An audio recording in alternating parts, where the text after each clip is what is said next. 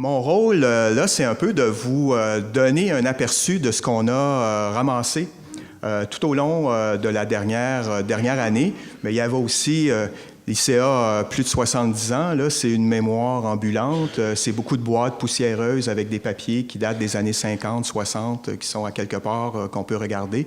Donc, c'est aussi une partie de cette histoire-là. Et je vous mets l'eau à la bouche. Ce que j'ai essayé de faire, un peu mon angle, c'est de vous montrer qu'il y a beaucoup d'innovations, même au 19e siècle. Je vais remonter jusque-là. Là.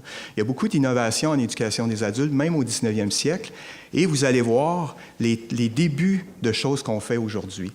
Les cercles d'études, qui est une formule remise à la mode, il y avait des cercles d'études à la fin du 19e siècle chez les agriculteurs. La formation à distance a commencé dans les journaux, dans la première moitié du 20e, la radio, la télé, etc. Donc, il y a des pratiques que l'on prend toujours et qui ont une longue histoire. Le site Web de l'ICA, il est construit à l'heure actuelle de cette manière-là. Vous avez à votre gauche la possibilité de télécharger des artefacts, des photos, des audios, clips vidéo, etc. Et il y a déjà une quarantaine d'artefacts qui ont été téléchargés, dont les premiers, quelques trésors que le responsable des archives de la CSDN nous a fournis, sur des publicités de cours du soir des adultes en 1881. Des statistiques sur la participation à ces cours du soir-là dans les différents centres d'éducation des adultes qui existaient à la Commission des écoles catholiques de Montréal, en 1880, en 1892, etc. Et quelques groupes nous ont envoyé des artefacts. Vous pouvez les consulter. De l'autre côté, et c'est à partir de ça que je vais faire un petit survol de l'histoire, une ligne du temps qui est un diaporama chronologique et qui est enrichi constamment. On s'était dit qu'on faisait une année, qu'on arrêtait ça, mais plusieurs réseaux, plusieurs organismes nous ont dit « Nous sommes en train de préparer une histoire nous sommes en train de faire un clip vidéo, nous sommes en train de faire ceci. » Fait qu'on s'est dit « Pourquoi pas en faire un chantier de travail régulier de l'ICA sur l'histoire. » Puis cette ligne du temps-là, peut-être dans 10 ans, il y a à peu près 300 quelques dates. Peut-être que dans 10 ans, il y en aura 500, 600, 700, 800 que vous pouvez tous alimenter des dates de vos organisations ou des lectures que vous faites, des dates que vous voyez passer. Mais vous allez voir à quoi ça ressemble dans la seconde qui suit. J'ai identifié des trames, donc je n'irai pas événement par événement. Ce que je vois comme lecteur et comme personne intéressée à l'histoire, c'est du 17e même jusqu'à maintenant, il y a une longue marche vers la formation de base des adultes. Il y a eu des revendications pour l'élévation des connaissances et des compétences de base des adultes, et vous allez voir des vignettes de ce moment-là. Il y a eu l'émergence de lieux d'éducation des adultes tout au long du 19e siècle, certains lieux que nous connaissons toujours de nos jours, l'action de l'État, qui est relativement récente au rapport parent, mais il y avait quelques traces d'une action de l'État en éducation des adultes avant. La modernisation de l'éducation, le 20e siècle, les mouvements sociaux en particulier, et le mouvement des femmes avec lequel je terminerai, l'apport des femmes à l'histoire de l'éducation des adultes au Québec. La ligne du temps ressemble à ça, c'est des diapositives. Première bibliothèque, 1632. Je crois qu'on peut dire, là, je mets de côté en parenthèse les pratiques autochtones, que le premier lieu organisé d'éducation des adultes qui est apparu, ça, à ma connaissance, sur cette terre-ci, suite à la colonisation, c'est les bibliothèques des Jésuites qui étaient ouvertes aux gens en général. Donc, les bibliothèques sont des lieux dont l'apport à l'histoire de l'éducation des adultes date de très longtemps. L'alphabétisation, il y a une double coupure. On voit beaucoup dans des textes de l'époque ou des gens qui ont fait l'histoire ou des correspondances, des gens qui disaient, avant la conquête, la population de la Nouvelle-France était assez scolarisée, puis certains y vont jusqu'à 80 %. Après la conquête, là, on tombait dans de l'analphabétisme, qui s'explique parce que les écoles ont été détruites, les jésuites sont repartis en Europe, il y a toute une génération de jeunes qui n'ont pas été scolarisés, qui sont devenus des adultes analphabètes parce qu'ils n'ont pas pu aller à l'école, parce que l'école n'existait plus pendant une période de régime militaire. Et c'est la racine d'une problématique, entre guillemets, d'analphabétisme, de lutte à l'analphabétisme qui remonte à ce moment-là et qui prend des formes tout à fait différentes maintenant, parce que la société a bien changé. Si vous allez là, sur la ligne du temps, il y a plusieurs références à des auteurs qui soulignent l'analphabétisme assez généralisé dans la population adulte. Et ça, c'est une anecdote, peut-être certains d'entre vous l'auriez entendu. Les gouvernants britanniques appelaient les francophones de l'époque les chevaliers de la croix. Clin d'œil au catholicisme, mais aussi parce qu'ils ne savaient pas signer le nom, ils faisaient des croix. Donc ce X-là est devenu un peu par parodie une expression, mais on voit que les gens qui ont analysé les registres de mariage, etc., voyaient que les gens ne savaient même pas écrire leur nom, qui est un indicateur de mesure de l'analphabétisme. L'éducation générale, on voit aussi dans la ligne du temps, puis ceux qui approfondissent, beaucoup de références au fait qu'en général, la population n'avait pas une éducation générale très, très, très développée. Donc, il y avait vraiment une génération d'adultes peu alphabétisés, mais aussi, plus largement, qui ne possédaient pas une éducation générale. Et je reviendrai tout à l'heure, bientôt, chez les patriotes, mais les patriotes s'en sont beaucoup désolés parce que, comme réformistes, ils souhaitaient avoir un électorat qui comprenait leurs revendications, donc qui était face à un électorat qui comprenait peu par manque d'éducation, et des leaders ont soulevé souvent là, cette ignorance-là. Et un effet intéressant, on pourra aussi le constater aujourd'hui, parents peu scolarisés, peu éduqués, valorise peut-être pas l'éducation et en retour le suscite pas chez les enfants. Donc, il y a un cycle qui peut exister. Si on le constate aujourd'hui, il était présent en 1800 au milieu du 19e siècle. L'éducation à la culture, ça c'est peut-être méconnu, mais dans les années 1820, il y a beaucoup d'organismes culturels qui ont été créés. La Société Saint-Jean-Baptiste, qui est un organisme de promotion de la culture de l'époque. Les Irlandais aussi en avaient. La Parade des Irlandais, origine de cette époque-là, de ces organismes-là, et qui faisaient de l'éducation à la culture en général. Donc, et dans un souci d'élever la culture de la population.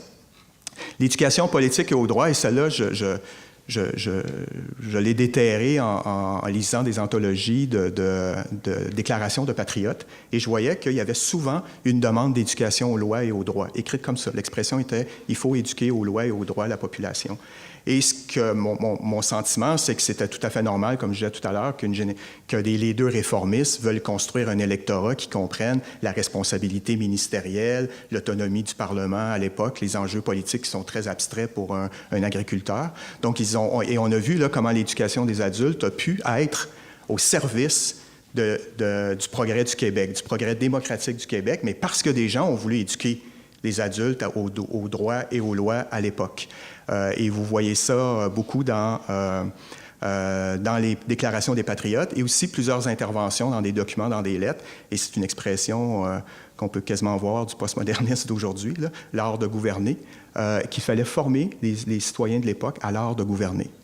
Parce que si on veut un Parlement autonome, si on veut des ministres responsables, imputables, il faut qu'il y ait un électorat capable de les rendre redevables. Et l'éducation politique au droit, donc cette racine-là qui remonte à assez loin.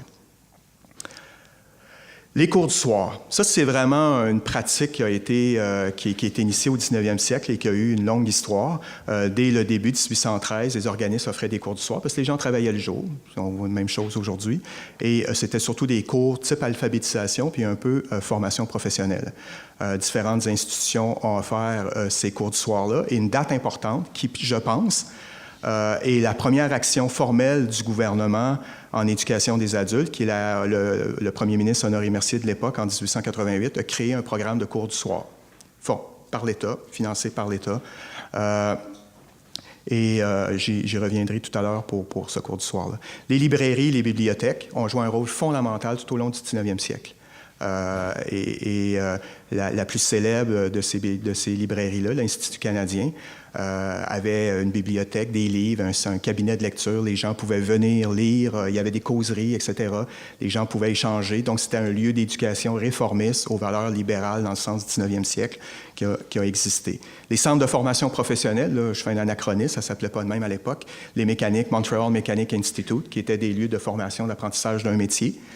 Qui était aussi un lieu d'alphabétisation au début de 1828, donc c'est une action qui remonte à loin. Les journaux ont été, comme aujourd'hui, fondamentaux dans tous les débats politiques, au 19e siècle, et on les voyait comme un instrument d'éducation à la population. La même question existe aujourd'hui, beaucoup plus complexe, là, avec les fake news, les médias sociaux, mais on a des sources d'inspiration. Les associations, qui se créaient, culturels, le mouvement syndical qu'on voit apparaître dans ces années-là, étaient vus comme des lieux d'éducation et des auteurs ont soulevé à l'époque l'apport éducatif du mouvement associatif, les YMCA, qui à la fois était un mouvement associatif, mais aussi une grosse mission éducative. Dans le domaine de la formation de la main-d'œuvre, on voit apparaître beaucoup d'organisations sectorielles, on dirait comités sectoriels de nos jours, mais le Conseil des arts et des manufactures pilotait des cours, offrait des cours aux travailleurs de ce secteur-là. On est en 1868. Les universités ont commencé à offrir des cours aux adultes dès la première moitié du 19e siècle. Donc, il y a une histoire de l'éducation des adultes à l'université. L'Université Laval, en 1827, offrait des cours du soir aux adultes. L'ancêtre de Concordia avait même un programme d'éducation de baccalauréat pour les adultes, des services autour de 1891, cette date-ci. Les conférences publiques étaient centrales au 19e siècle. Les patriotes ont beaucoup éclairé la population par des conférences publiques où des penseurs, des journalistes venaient partager leur vision de la modernité, etc., et des échanges, un peu le format, on pourrait dire que ce qu'on fait aujourd'hui, cette maquette tire sa maquette à ce moment-là. Et un historien, Yvan Lamonde, qui a fait l'histoire, qui a un livre, si ça vous intéresse, là, sur les gens de parole, sur les conférences publiques. Vous voyez là, dans ces années-là, la décennie milieu du 19e siècle comme étant l'âge d'or. C'était un lieu ou une méthode d'éducation des adultes grandement utilisée. Les cercles d'études, les agriculteurs l'ont beaucoup utilisé pour réunir des agriculteurs, se partager des nouvelles technologies de l'époque, des nouveaux équipements, des nouveaux procédés, etc. De nos jours aussi, on continue de réfléchir. Les communautés de pratique s'apparentent un peu à cette structure-là. La formule des cercles d'études, pour certains, est remise au goût du jour. L'éducation par les pairs, et ça, c'est intéressant. À l'époque, on appelait ça l'éducation mutuelle. Comment une personne peut former une autre personne, éclairer une autre personne. Il y avait un mouvement d'éducation mutuelle. Il y avait des théoriciens de l'époque. Il y avait des gens qui réfléchissaient à la pratique de l'éducation mutuelle au milieu du 19e siècle. Cela, je le trouve amusant là, de le soulever. Quelqu'un qui a soulevé dans une correspondance qu'il y avait des philosophes ambulants qui se promenaient de village, de ville en ville et qui faisaient des conférences et qui, un peu à la manière de Platon, réunissaient autour de cette personne-là des gens qui s'intéressaient. Et donc, l'éducation à la philosophie, où je n'ai jamais vu d'extrait de contenu de quoi parlaient ces philosophes ambulants-là au milieu du 19e siècle. Voilà pour plusieurs types de clin d'œil à l'éducation des adultes au 19e siècle. L'action de l'État.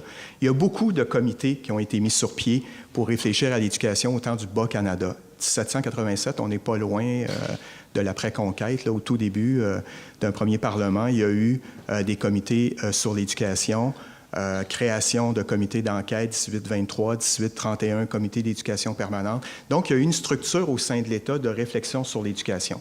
Essentiellement, c'était l'éducation scolaire des jeunes primaires et secondaires, les cours classiques, la création des commissions scolaires, de la taxe scolaire, toutes ces choses-là qui existent toujours de nos jours, ont des racines de faire un système d'éducation basé sur des paroisses de proximité, dirions-nous, dans le langage d'aujourd'hui. Donc, il y a eu beaucoup d'actions de l'État. 1851, on pourrait peut-être dire que c'est une des premières lois qui touche indirectement l'éducation des adultes, une loi sur l'incorporation des bibliothèques qui témoigne que c'est un lieu d'éducation assez bien institutionnalisé. Là, on est dans la structure gouvernementale, la création du Conseil de l'instruction publique qui était, dirions-nous, qui n'était pas un ministère, il n'y avait pas de ministère de l'Éducation, mais qui était l'unité administrative et politique qui commençait à piloter le développement de l'éducation en général au Québec, rendu là. Le poste de ministre de l'Instruction. On a eu un ministre de l'Éducation pendant 3 années à la fin du 19e siècle. Pour des raisons politiques, avec un petit p et un grand P, le poste a été abandonné. Parce qu'il y avait un débat assez complexe qui était de dire qu'il ne faut pas que l'État embrigade et endoctrine la jeunesse. Donc, il ne faut pas que l'État soit aux commandes de l'éducation.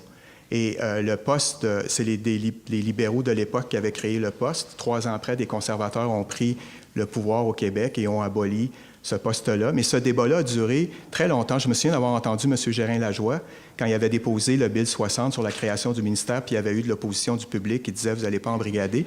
Il raconte dans un livre que vous avez là-bas, Journal d'un révolutionnaire tranquille, que les gens avaient focalisé sur des autobus jaunes, en disant les autobus jaunes viennent voler nos enfants dans les régions, puis vont les amener à Sodome et Gomorrhe, dans des écoles, à être formés à on ne sait pas trop à quoi, donc c'est dangereux. Ce qu'il avait fait, il avait retiré le projet de loi, puis il a fait le tour du Québec pour aller l'expliquer. pour aller faire un peu ce que les patriotes ont fait, de l'éducation aux lois, aux droits, pour que les gens comprennent le pourquoi de l'intérêt de créer... En 1870, le gouvernement demandait à l'Université Laval de donner des cours du soir aux ouvriers, donc une commande gouvernementale. L'abolition du ministère, la création des cours du soir, et là, vous allez voir que le schéma qu'on peut voir encore de nos jours, création d'un programme et la suite, on l'a vu à l'époque. 88, on crée les cours. 91, on abolit la gratuité de ces cours-là. Et 92, on ferme le programme. Les documents que j'ai lus, c'est en raison de sa popularité, paradoxale.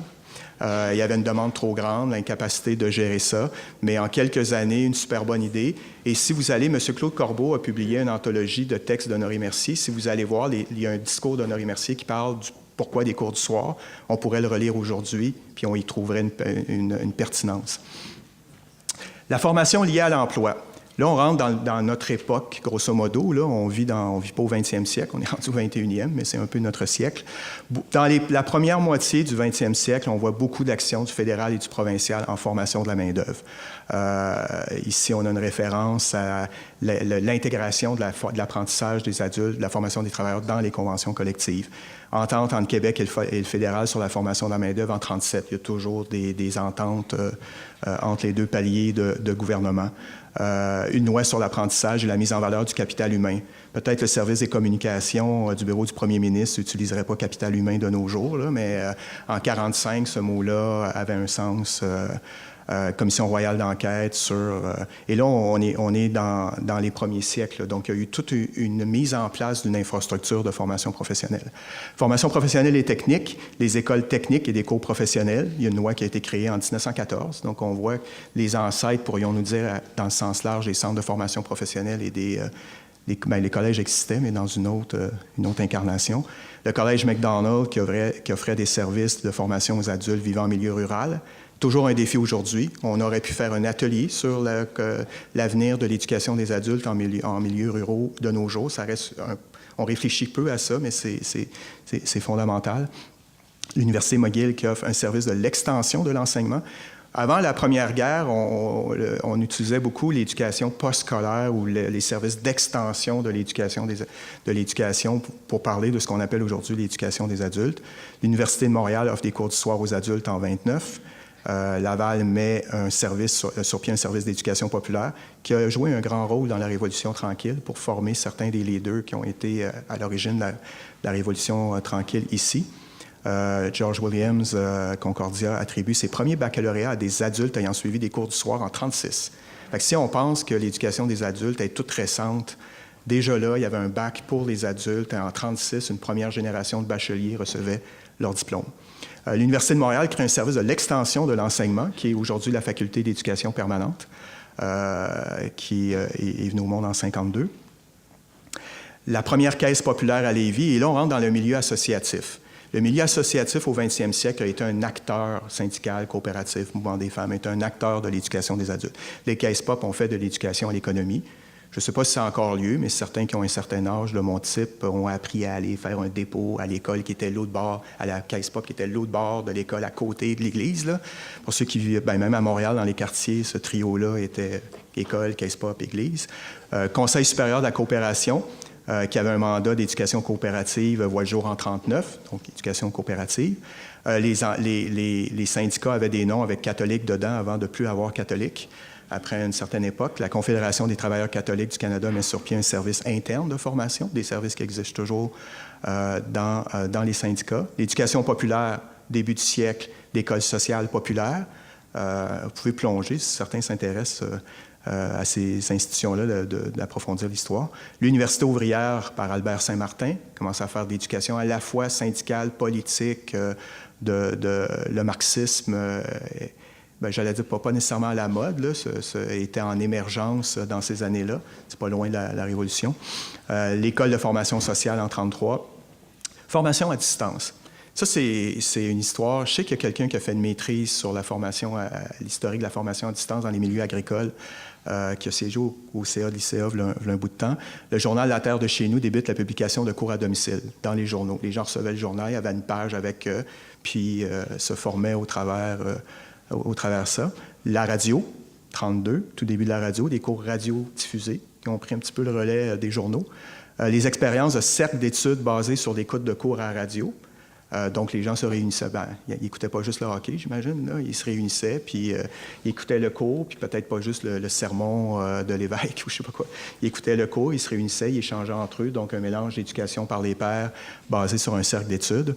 Mise sur pied de l'offre de cours par correspondance par le ministère, l'ancêtre du ministère de l'Éducation avant 1964, ministère du Bien-être social et de la jeunesse, donc des cours par correspondance. Je fais un petit peu un divers. Là. Première enquête canadienne sur l'éducation des adultes en 1935 par, je vais y revenir tout à l'heure, par un organisme qui s'appelait le Canadian Association, l'ancêtre de l'ICA, j'ai oublié le nom anglais, le nom anglais. Donc, il y avait un ICA anglophone à l'échelle du Canada. Et l'ICA était un comité, le Canadian Association for Adult Education. Et l'ICA était le comité francophone de cette organisation canadienne. Donc, nous avons 72 ans. Dans les années 30, on était un comité franco-canadien qui est devenu une organisation indépendante en 1946. Donc, vous pouvez imaginer que là, 30, 40, 50, 60 ans, des gens, peut-être pas ici, peut-être même ici, ça doit dater, se sont peut-être réunis ici à avoir des discussions sur l'avenir, mais l'avenir, c'était les journaux, la radio, que se passait-il? Il y avait sûrement des activités de ce type-là. Petit clin d'œil, l'UNESCO a un cycle de grandes conférences mondiales sur l'éducation des adultes à tous les 12 ans. La deuxième, donc la première a eu lieu tout de suite après la guerre, après la création de l'UNESCO. La deuxième a eu lieu à Montréal. C'est pas pour rien. Quand l'UNESCO fait une conférence dans un pays, c'est qu'il y avait déjà une base d'éducation des adultes avancée, progressiste, diversifiée, qui justifiait d'amener une conférence de l'UNESCO dans ce pays-là et qui offrait une base aussi organisationnelle, des bras, pour faire cette conférence. Et l'ICA avait participé à l'organisation matérielle de cette conférence de l'UNESCO. L'apport des femmes, dernier clin d'œil, l'apport des femmes. Ce qu'on a fait dans la dernière année en appelant plusieurs réseaux à nous alimenter, il y a plusieurs femmes qui se sont réunies dans un comité au sein de l'ICA pour essayer de déterrer l'apport des femmes à l'éducation des adultes, puis pas juste à l'ICA, là, en général, et avec la professeure Audrey Dalle que vous allez voir demain et le service aux collectivités de l'UQAM, on a pu avoir des fonds pour que quelqu'un aille fouiller des boîtes, trouver des dates, trouver des moments. Et c'est un travail qui est en cours, mais du travail déjà actuel, j'ai tiré certains éléments. L'apport des femmes n'est pas juste par et pour les femmes, c'est aussi par les femmes pour tout le monde. Et on voit là Rose Pezzota et Léa Robach qui avaient créé des programmes de formation syndicale. Donc, c'est au bénéfice de tout le monde. Un service de l'éducation existait à l'Union internationale des ouvrières du vêtement, donc pour former des femmes en particulier. La Fédération des femmes, qui a un mandat très, très large, mais qui a porté une voie de défense de droits et aussi de formation des femmes. L'Association féminine d'éducation sociale, l'AFEAS, qui a joué un rôle fondamental pendant un bon bout de temps. Et ce que je constate dans ce qu'on a déterré, c'est beaucoup de création d'organismes. On pourrait creuser pourquoi cet apport-là a pris la forme de création d'organismes. Je ne me lancerai pas dans des hypothèses personnelles, là, mais ce que je remarque à date, c'est beaucoup de création d'organismes qui ont touché de près ou de loin l'éducation. Le Centre des femmes de Montréal, un centre d'éducation. L'Association des femmes autochtones du Québec, en 1974, là, nous arrivons dans notre période. Le Théâtre des cuisines. Centre de santé des femmes, donc un lieu d'éducation à la santé. On voit la diversité des sujets de formation. La création de SORIF, qui est un organisme d'employabilité à l'intention des femmes en 1977. Relais Femmes, Centre de recherche, représentation, défense de droits, un mandat tournant autour de ces éléments-là en 1980. Le Centre de gestion par le Y des femmes, donc à l'intérieur du YMCA, qui avait déjà une action depuis très longtemps. Là, je vous ai survolé pour vous mettre un peu l'eau à la bouche, puis aussi pour vous faire sentir que cette histoire-là, on parle d'avenir, mais ce passé-là, il est extrêmement riche. Quand je disais que j'estimais qu'on a une histoire très riche en éducation des adultes, mais qui est méconnue, déjà, vous pouvez voir un peu le sens de mon affirmation. Puis le site Web, vous avez pas loin de 400 diapositives, nourries tout le temps. Et beaucoup de réseaux m'ont dit, nous faisons un livre sur l'histoire de notre réseau, nous faisons une vidéo sur l'histoire de notre réseau. tout ça va être mis en ligne. Petit clin d'œil, le site est une collaboration entre l'ICA et le CEDAF. Le CEDAF, c'est un peu notre dépositoire de la version matérielle de notre mémoire, tout ça, les documents, les vidéos, etc., etc. Si vous voulez avoir un aperçu, la table qui est tout au fond, c'est Alison qui est là. Le CEDAF a sorti quelques vieilleries de l'histoire de l'éducation des adultes, des recherches, des documents, etc. Mais ce lieu-là, le CEDAF, c'est l'entrepôt matériel de notre mémoire collective, puis en plus des experts, des gens qualifiés pour nous aider à se promener dans tout ça et à s'y retrouver. Donc, ce site-là est une collaboration ICA-CEDAF. Je n'ouvrirai pas une période de questions où tout le monde va demander des questions sur des dates de si vous allez aller bien au-delà, mais est-ce que je peux en connaître?